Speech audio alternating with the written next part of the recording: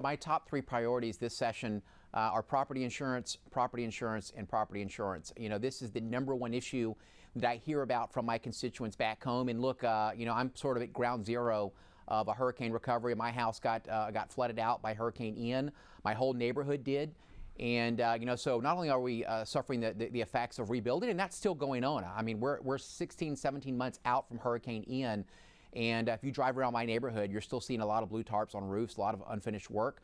And it's not because those people can't find roofers to do the job. It's because their insurance company still, incredibly, hasn't paid out the claim to repair their house. So, you know, I think that, you know, in Florida, we have this sort of boom and bust going back 70 years of property insurance.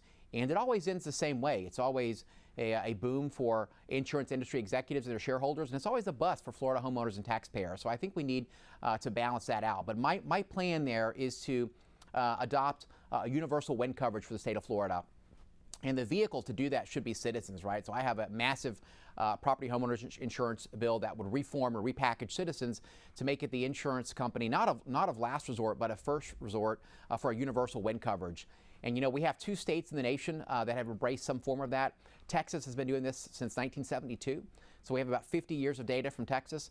And California has been doing this, not for hurricanes, but for earthquakes since 1995. So we have about 30 years of empirical data there and what that's done to their property insurance market. In short, it's stabilized it, it's reduced rates, and it's parceled out the most risky aspect of a policy, which is the unpredictable nature of these storms.